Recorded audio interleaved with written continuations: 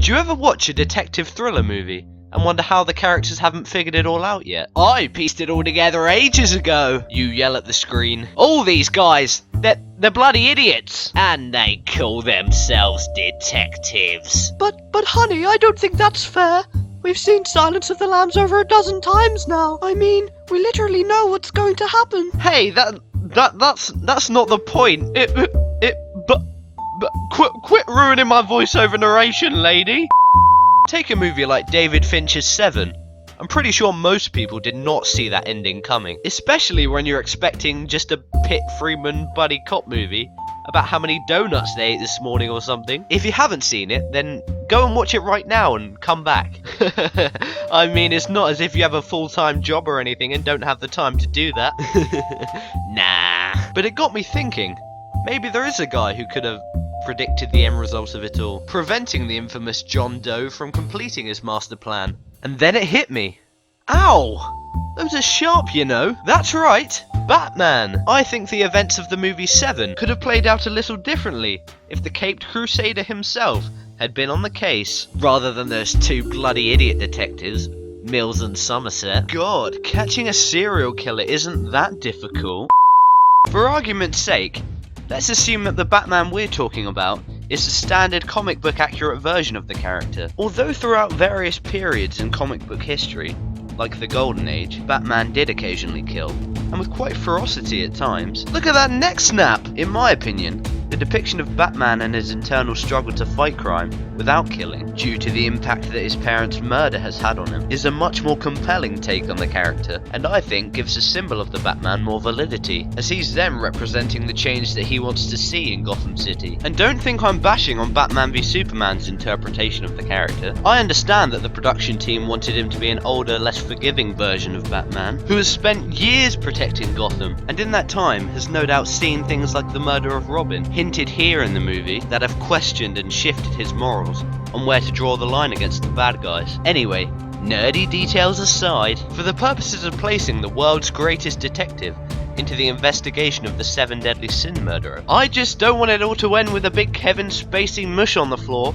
from where he's had his head stomped in by a bat boot. So let's test out this hypothesis, shall we? How could 1995 Se7en have gone down a little differently, with the Dark Knight leading the hunt? Se7en's Mills and Somerset open the movie, investigating the murder of a big boulder of a man with his hands and ankles bound, face down in a bowl of spaghetti. From the post-mortem, he is found to have a swollen throat from the struggle of being force-fed, has an internal hemorrhage from a kick to the then bloated stomach, and has small round bruises on the back of his head, seemingly from the barrel of a gun. Along with this, the coroner also pulls small bits of plastic out of the man's stomach that look to have been fed to him, prompting Somerset to return to the crime scene to find that these had been scraped from the floor next to the refrigerator, a clear sign that it had recently been moved. Somerset then looks behind it and discovers the first clue that this murder might be part of a larger plan. On the wall is the word gluttony,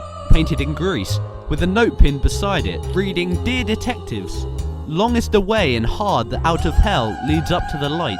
Little does the murderer know that there's only one man on his case now. Batman. Yeah, that's how all the kids are saying it nowadays. This opening homicide would have gone down pretty much the same if Batman had been there or not, as the coroner would have had to conduct his examinations on the body regardless. Well, maybe if Batman had his tissue scanners from the Arkham games, then he could have been able to detect— Getting off topic! There's no doubt in my mind, however, that Batman would have detected the floor scrapings upon first inspection of the scene. And I'm not saying that just because he's Batman, and being Batman trumps everything else, although it does. This is a man with greater investigative skills than that bloke who lives at 221B Baker Street. Carvings on the linoleum floor would not have gone undetected, long before signs of any plastic had been prized from the dead man's stomach. He might even have noticed some shift in the alignment of the dust on the wall, where the fridge had recently been shifted. Oh, now you're just making stuff up. I'm talking that's how good a detective he is. This is a man with genius-level intellect and an unsurpassable level of determination. Going a bit too far with this one, mate. If there was any trace of who that murderer was, he would have found it. He is the one in a billion, the man to go that extra mile when you've reached the edge of the world. And that is why he would have found that clue. But also, just 'cause he's Batman, right? Yes, also just 'cause he's Batman. The next murder that the two detectives investigate is that of greed, if you didn't figure that out already from the screen. The victim is a lawyer named Eli Gold, who was handed a knife after being tied down and held at gunpoint. He is forced to remove a pound of flesh in payment for the greed that he has exhibited throughout his career as a lawyer. I think I just threw up a bit in my mouth. There are two paintings on the wall of the law office, one seemingly untouched, while the other is defaced. Blood circled around the eyes of a blonde lady that turns out to be the lawyer's wife. For the two detectives, this calls for a special get-to-know-your-partner dinner, where Somerset meets Mills's wife, and they have a laugh and they workshop their ideas about the case. And there's no time for frolicking about, there's a killer on the loose! Oh, what's that, Mills? You're tired? Well, while you two are sat around sucking each other's Batman's out there working! The two then savagely shout at, interrogate the recently widowed Mrs. Gould, as they think that there is some strange detail from the crime scene that she is meant to see in order to lead the pair to their next clue. And lo and behold, the other painting from the room turns out to be upside down. Boy, this killer sure does have a knack for moving furniture around. The detectives find their next clue underneath the painting when they discover fingerprints on the wall, spelling out the words "help me." Creepy stuff. Meanwhile, in our hypothetical Batman investigation, upon first inspection of the office, he already sees that the second painting is upside down. Think about it. How many gallery openings and pretentious art exhibitions has he had to attend as his Bruce Wayne persona, feigning interest in whatever rich people are into, just to keep away suspicion that he runs about at night in leggings, fighting other men, also in leggings. He's gonna recognize an upside down painting when he sees one, especially if it's one by a famous guy with a name that I can't even pronounce, like Giant Lawrence Panini over here. So, Batman finds the fingerprints, gets Oracle to scan them. Oh, Oracle. That's Gary Oldman's daughter in the comics, for those people who don't spend their days looking at picture books. What, you mean like you do? We don't need to tell them that.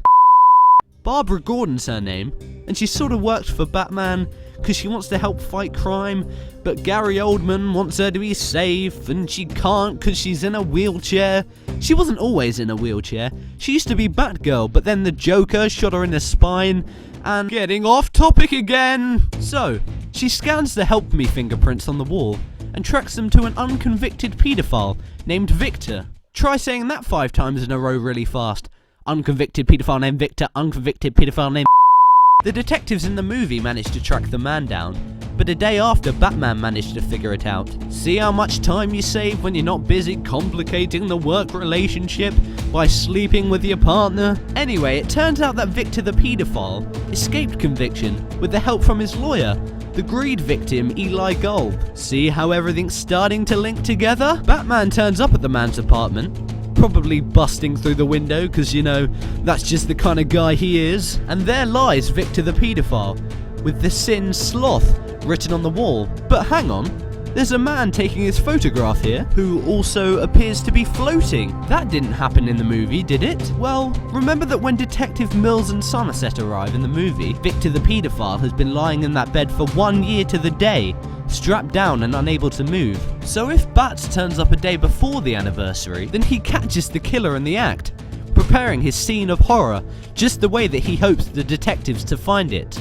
Bet he never expected a 6'2", 210-pound beast of a man to come busting through his victim's window, huh? Batman then proceeds to beat the living subdue the suspect and places him into custody. He probably just leaves old Victor there, to be honest, who was still alive, by the way, because if there's anything that we've learned from Batman Begins, it's that he won't kill him, but he probably doesn't have to save him either. Bloody superhero moral loopholes. So, What have we accomplished here? We've incarcerated a serial killer that otherwise would have been given what he wanted. Mills's wife is still alive?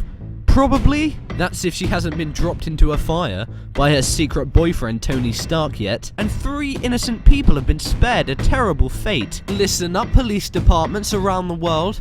This is what happens when you shell out the big bucks on a real detective. You get results. Yeah. Oops. Slipped into my hip-hop gangster persona there for a minute. That's my take on how Se7en might have turned out differently if Batman had taken over the case. Even though it probably would have been boring as shit and only about 40 minutes long, which just isn't commercially viable these days. Anyway, let me know how you think Batman's role in this investigation would have made it turn out differently down in the comments. I'd really like to know what you guys think. Also, subscribe to the channel if you feel like it, and leave a like on the video if you care to. Or don't do any of that, it's your life and I don't want to tell you what to do. I've been your host, Mr. Joe-verrated. Have a good one, YouTube.